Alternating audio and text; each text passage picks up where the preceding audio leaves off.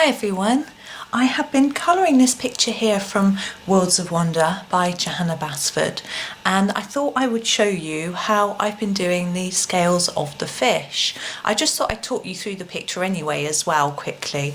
So I've done these gold domes. I have already got a tutorial on how to do gold domes. I'll link to it in the description so you can do those. And then I did this dark blue, left quite a lot of the buildings parts white to contrast. I shall zoom in a little bit and just show you what else, oh so sorry, what else I have been doing with it. So I did a little cross hatching on the windows and doors. I just used a ruler and a very thin is it Prismacolor? Yeah, Prismacolor very thin pencil to do this. You could use any really hard thin pencil, and these are made to look like water droplets. They're very hard to see because they're so small, but I've also got a video on water droplets which again I'll also link to so you can see how I did it. I did these in quite a basic, more simple way because they're quite small.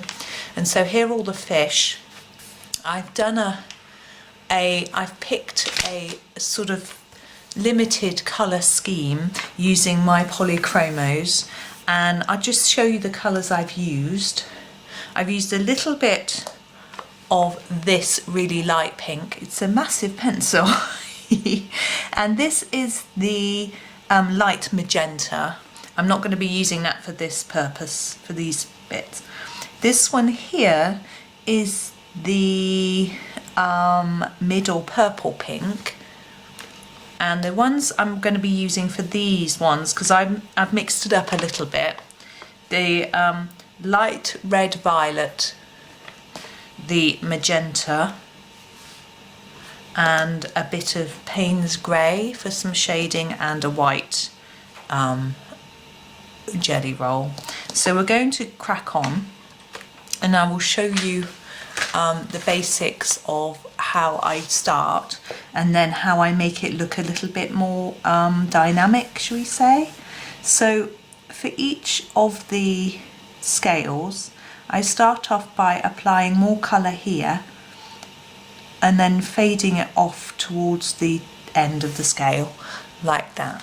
Hopefully you can see these are a bit small on this fish. It would have been probably better to have picked one that had bigger scales, but hopefully you can see.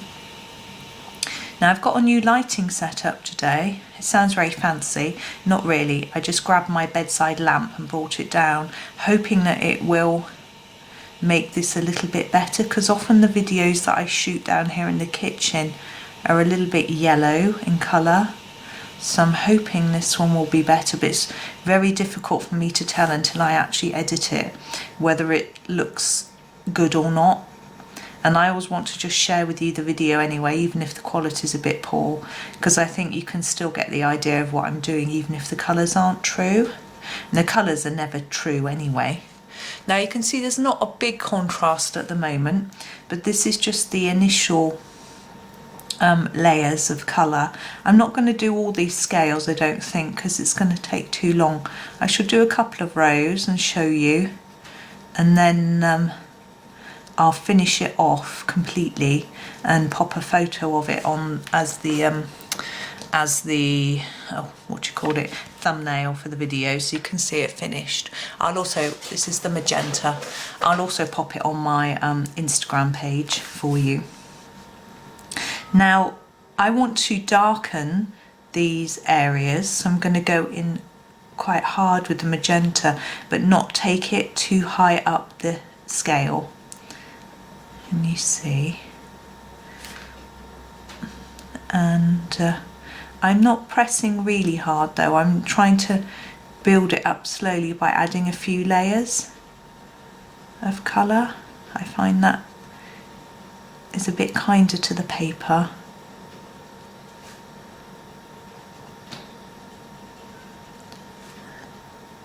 My poor family, I rushed them out of the kitchen having their breakfast so that I could get this recorded early. So that's that, and I'm going to go back with the light red violet to just blend that in, because it looks quite, at the moment there isn't much of a transition. And it doesn't matter if we darken it, as long as we can see that it's darker at one end than the other. So the end of the scale could be white paper if you want to be, but as long as it's a lighter version of the colour, that's okay. And I find it harder to leave white and get the transition with a smaller fish scale. The ones down here were easier because they're bigger. Right, now I'm going to go in with my grey. I've chosen the Paynes Grey. This is a cold grey, but Paynes Grey is a really interesting colour because it's slightly purpley. So I felt it would work with the pinks that we've got going on. And I'm just going to put a little bit, can you see? Just to really emphasise that this bit down here is dark. And here I'm going to go all the way around here. And just bring it in a little bit. Particularly in that bit there where the two edges meet. I hope you can see in there. And you can see that that makes quite a difference. Now, I've been using this throughout to do a shadow across here, and I shall use it along here to make the fish stand out. See down here, like along here, you see? And here, can you see? And it just makes that stand out a little tiny bit and give a slightly more three-dimensional look. And I'm going to go back over with the magenta over that grey, because I don't want it to look grey, I just want it to look darker. It's just a little bit, just to cover it over. Now you can keep fiddling and faddling with this until you get the exact effect that you want. I'm just going to try and darken it just a tad. It's a matter of just getting it to how you like it, really.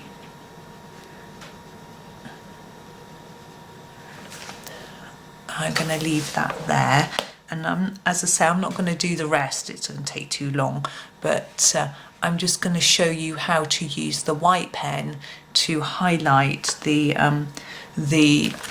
I'll show you. I've done it in different ways. See, on this one I chose to do it that way because they were long, but then on this one I did them rounded because there wasn't space to do any other sort of highlights. So on this one I'm going to do them rounded.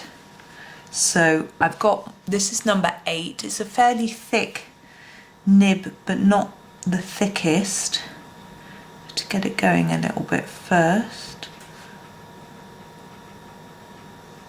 And I'm just following the curve of the scale.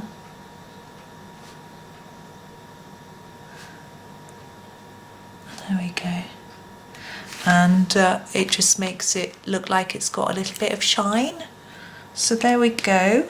That's that done. Now I'm going to just finish this off quickly and then take a photo for you.